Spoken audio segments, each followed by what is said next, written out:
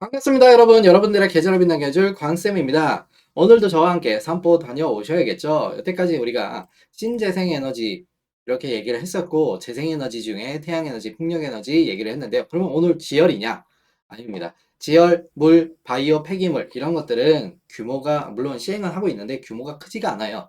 규모가 크지 않고 신에너지 같은 경우에는 수소에너지, 연료전지, 석탄가스 뭐 이쪽은 천연가스 같은 경우엔 이쪽은 규모가 큰데 이쪽은 많이 다뤄드리진 않을 거예요. 왜냐면 수소 같은 경우에는 아직까지 열리려면 한참 걸렸습니다. 물론 우리나라가 수소차도 있고 뭐 한데 아직까지 수소 경제가 열리려면 한참입니다.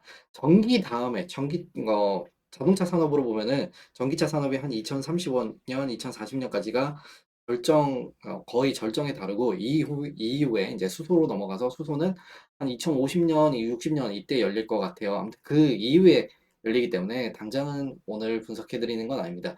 여기에 지금 없는 게 있어요.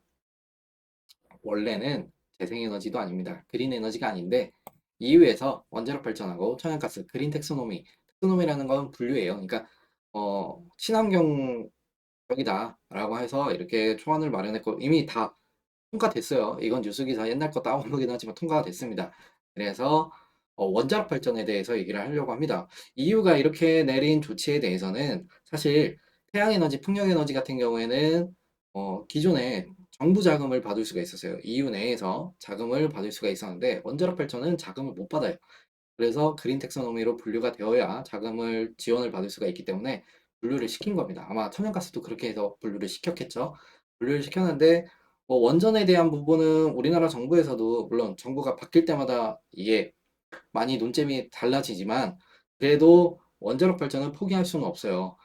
원자력 발전을 포기를 하면 전력난이 있는데 우리나라 같은 경우에 태양과 풍력 이 어떤 거 하나로 갈 수는 없다고도 얘기 드렸죠. 물론 우리나라뿐만 아니라 다른 나라도 적절하게 믹스를 해야 되는데 그중에 원전도 포함이 되어 있다.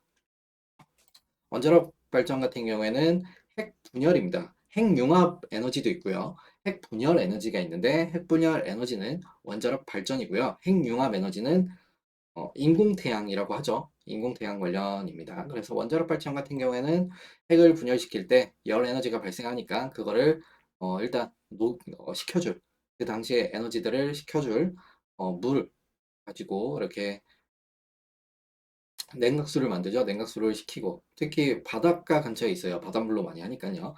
그리고 이 연료 이거에 대한 제어봉들이 있고요. 가압기 뭐 엄청나게 많은 게 들어가요. 전선들도 많이 들어가고 그래서 원자력 발전 관련주라고 하면은 전선주 많이 올라가고 전력 설비 이런 것도 많이 올라가고 그다음에 원전과 원전 해체 관련주들이 다 동일하거든요.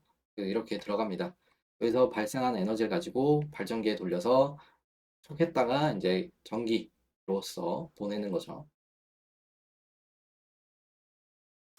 그리고 나서 이런 대형 원전 사태가 우리 체르노빌 그거는 인재였어요.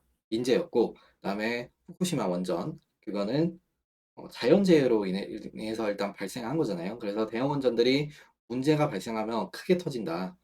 그래서 대형 원전에서 이제 떠올랐던 원전 부분이 소형입니다.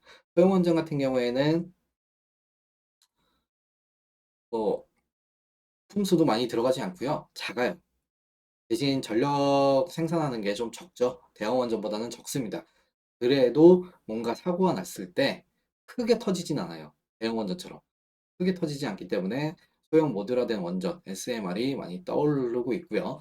실제로 우리나라뿐만 아니라 미국, 중국, 캐나다, 영국, 유럽에서 다 지금 정부 정책으로 밀고서 시행을 하고 있습니다.